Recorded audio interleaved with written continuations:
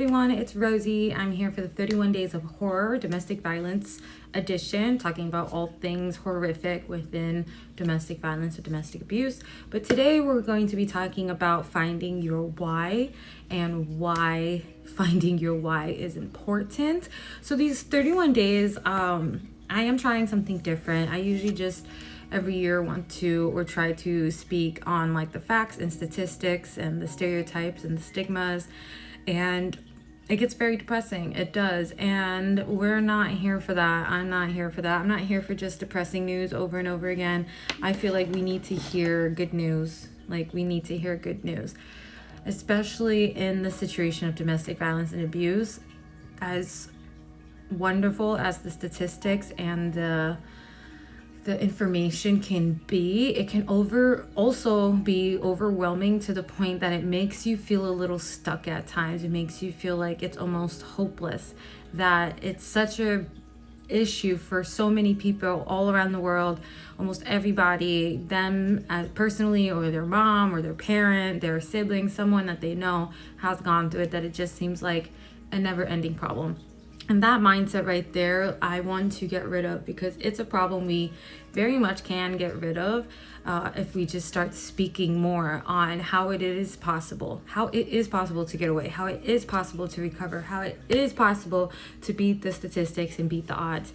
So we're going to be talking about finding your why that's important. I am going to be referencing to the movie Soul from Pixar. So if you haven't seen it, spoiler alert, I'm going to be talking on it starting right now. When I watched that show, I cried. It was such a good show, and I rewatched it. And even in the post that I made about like healing through the waves of like shame, I referenced it because I realized there was just so much good things in that movie that they pointed out. And one of the things was Soul 22 had no idea what their purpose was for going to the planet, and therefore she never wanted to go to the planet. She was just not interested in a lot of things. My cat. She was not interested in a lot of things. They're like, you should be a president, an artist, this, that, like this, like come on, like do something, you need to do something. And she was not interested, and everyone just kept putting her down. All of her mentors gave up on her and was like, you have no purpose then, or gave up on them because like, you have no purpose then, you're a lost cause, is all that kept being said to Soul 22. And at the end, someone had said to the mentor, forgot the name, was like you humans, like stop. It's not about purpose. It's not about like you don't have to have this purpose in order to live. Like living in itself is a purpose. And that's honestly what ended up happening with Soul 22. She was just not interested in all of these bars set for her, like you have to be this, you have to be this, not interested. Instead, Soul 22 found interest in the little things of just simply being alive in the moment. Having that time on the planet was what ended up being the reason why she wanted to keep living on the planet. Excuse me, I keep referencing she, he, it, I don't know, I've been bouncing back and forth, but if you want to come at me for something like that, come at me, I don't care. It's a movie. Moving on. So Soul 22 found enjoyment in the little things, like watching the sky, watching the leaves fall from the tree, tasting the flavors of food, just enjoying these small moments was what made Soul 22 want to be alive. And that's very much what I related to in finding my why. It was like, oh, you have to have a reason to be here. You have to have a reason for this. You need to have a career. You need to have this. You need to have that. And I very much tried. I had goals. I thought, I had it planned. I was like, you know what? Yeah, I'm going to learn languages. I'm going to be working for the airline so that I can travel. And then I'm going to pick a place in South Korea and go from there with my degree. Didn't happen. And my family's like, you need to do business, you need to do art. Well, my sister's like, you need to do art because you're so good at it. My parents, you need to do business so you can take care of ours, which that was a trap, because when I did do business classes and tried to give any information, they were just like, what, you think you know something now just because you went to school? You don't know anything. Stop acting like you can know anything.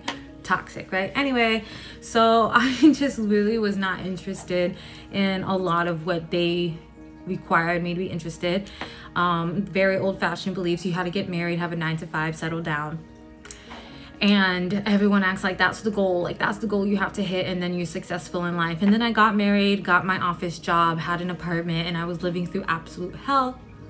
I was absolutely miserable. And then my husband became violently abusive. So I was like, this cannot be the goal, like this cannot be it. And I struggled with trying to find my why. If someone told me long ago that I would be speaking in front of a camera or at events and I would be talking about domestic violence, talking against abuse, exposing my family for what they've done, going against my husband, I would absolutely not believe it. I would shut down and I would probably never talk to you again. I'd be like, that is so weird. Especially I also came up with growing up, I had like a speech defect apparently. I was homeschooled, but there was like these homeschool groups I was in, and they would tell my mom that I have a speech defect, I talk funny, I'm a little weird, and I need to work on that because that's not normal, and I'm not gonna get far in life with that. Thinking back then of this awkward homeschooler that just felt so isolated and like so weird compared to everyone else and was talking funny, and then you want to tell me that I'm gonna be speaking to people about such a deep conversation or a topic, I would have been like, yeah, good one. And that would have probably never happened. But here I am, and I find out that like this is what I'm doing with my life. But in order to get here and still to get through this, to beat the imposter syndrome, to beat the everyday depressions, I do have for all of you out there, like, I feel you. I am not a place of judgment. I've been diagnosed with PTSD, major depression, anxiety, all these things. So to get through that, I definitely had to find my why. Why do I want to get through that? Why do I want to push through every day when I'm at my darkest times? Why do I want to keep going? That why is what's going to get you to keep going. And your why can definitely change. It could be one thing for a majority of years and then it can change. We all change, we all grow, we all have just different souls. I don't know how to say this, but we're all different, y'all. So whatever one person's why is, it's not necessarily going to be your why. And whatever your why is right now might not be your why in 10 years. And all of that is beautiful and all of that is okay. So for me, for my dark times, I definitely hit a point where I was like, there is no why. There's absolutely no why. There's nothing. I'm done. Like, there's nothing. And a very petty part of me, I guess you can say, decided my why was going to be to spite the ones who hated on me so much that my parents couldn't have given a crap if I was like going through shit with my husband, just as long as it looked good. Hey, it looks good, you're married. Because to them, if I was not married, I was a hoe. They believed that if I wanted to live alone as a single woman, that means I'm a slut, heathen, demonistic being, and I should die and go to hell. So yeah, me trying to get away from my husband was not the best until they realized whatever looks better. Anyway, I decided to be very petty at some point. I was like, you know what? I'm gonna live to just spite. I'm gonna live to spite. Y'all want me to crumble. Y'all want me to live through hell. Y'all want me to give up. My husband definitely wanted me to give up. He had told me directly, like he had told me several times, just kill yourself. Just kill yourself. So I was like, you know what? I'm gonna live despite all of you. You all want me to go? Well, now I'm here. And I would just use that as fuel every day that I wanted to give up and be like, no, I can't give up because I can't let them win. And I'm gonna keep going. And then over time, that changed to I want to be there for my cats, to I want to be there for other people, until now my why is I want to show people that it is possible to get out of these situations and get the future that they want, that they are able to recover their brains. Like, I want to show that it is possible because of how hard it was when I had thought at some point that it was impossible. So at some point when it was just everywhere that I churned, every person that spoke to me was just saying that it was impossible to do what I wanted to do. It was impossible to recover. It's almost impossible to get away from the abuse. It's impossible to recover the brain. You're just stuck that way, cope with depression every day. Like, I would feel the weight of that just weighing me down to the point of I I struggled every day to like hang on to that why, because otherwise it was just so much easier to give up, right? And when I started to just break out and be like, no, you know what, F all of you, like F it all, I'm gonna prove you wrong, I started diving into, like I mentioned before, diving into the brain and how to recover it, that it was possible to get what I want as long as I was healthy enough to get there. Obviously we all have different conditions, we all have different illnesses, there's different factors in the world. There's not only just the brain, but I knew that letting people have their way and these people not caring about me having their way was not the answer, and that the best answer would be for me to take care of myself to the best of my ability and not give up on me, because I'm the one that's going to be stuck living this life when they're long gone, right? So I just kept diving into like experimenting on me. I found like the little niche biohacking, like just biohacking my brain, just everything that they say to do that sounds cliche. I started to take it serious, writing the affirmations every day and sticking it everywhere, journaling, the word dumping, EFT tapping, yoga, stretches, running. I would run a lot, but I know running's not for everyone. So, you know, whatever it is, Pilates, yoga, whatever it is that gets you moving, move, go for those walks. The supplements, taking it back down to the basics of the brain and supplementing the oil, like MCT oil. And even like recently, maybe the last year or so, I started with the mushroom blend, lion's mane, reishi, those mushrooms, and just really working on me. And my why became, I want to see myself succeed and prove all them motherfuckers wrong. And then I want to see other people succeed. My why now is that I really want to see other people succeed. I want them to know that it is possible. I want them to know that there is so much out for them because they are beautiful. I want them to know they're beautiful. I want them to know that they're strong. Stay strong, keep fighting. I want you to know that your inner strength is beautiful. Keep fighting for yourself, because there is so much more out there for you that obviously all these haters around you don't want you to see, don't want you to get at, which is why they are trying their best to just put you down and take you out. But I want you to see that they are just jealous, icky, nasty little things, and there is so much out there for you.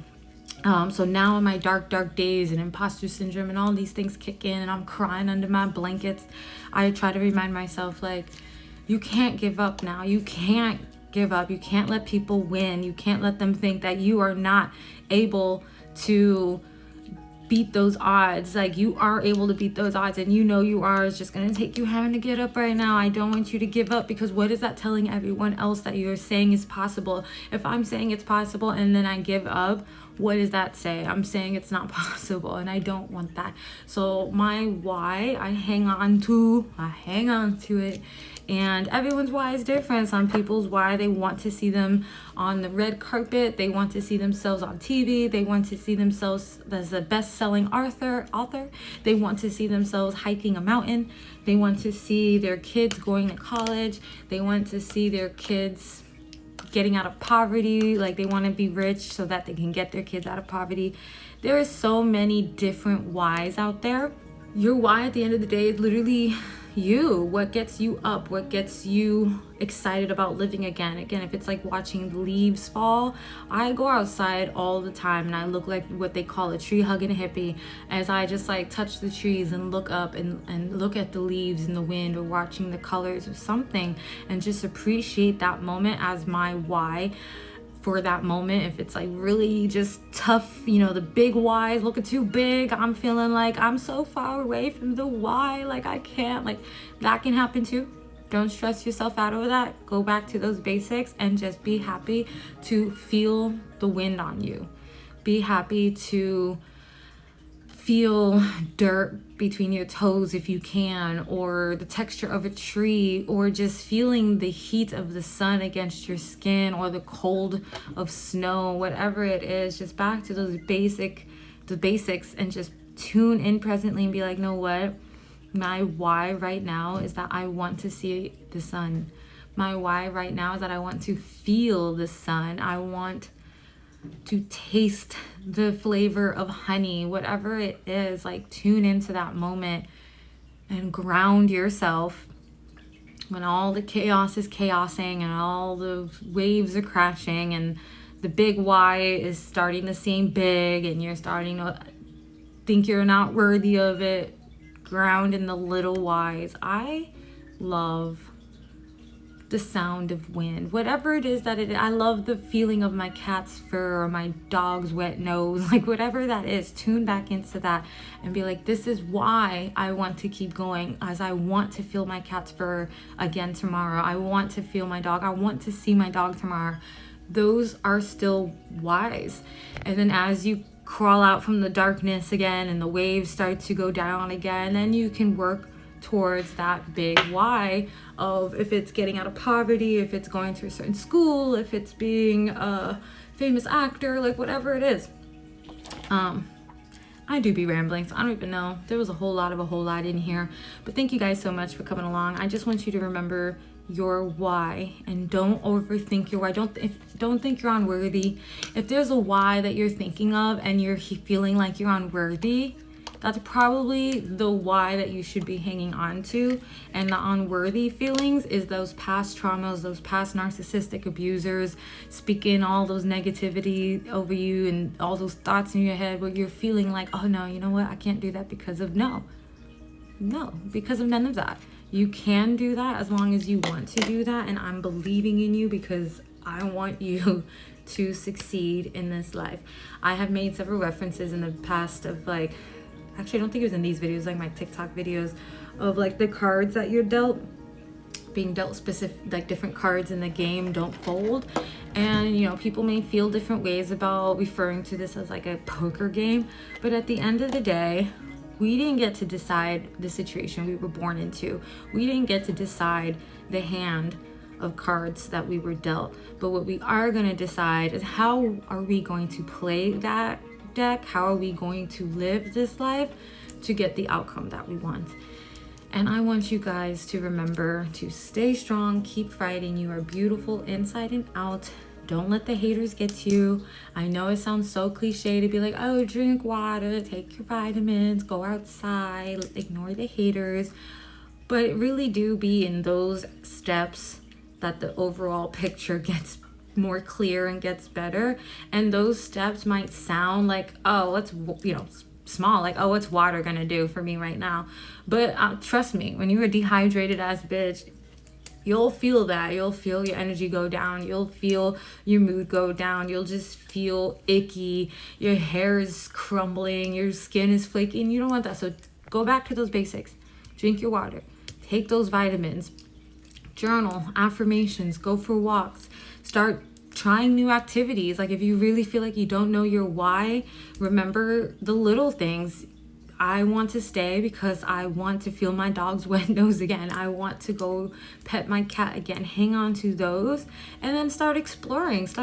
Watch YouTube videos and, sign up for different classes, different exercises, different art classes, just whatever, finger painting, whatever it could possibly be. Your inner kid usually always has the answer. So start tapping into what you used to do when you were a kid and go from there, and you will find your why. Find what you're passionate about and don't ever let go. Don't ever let go of that. So until next time.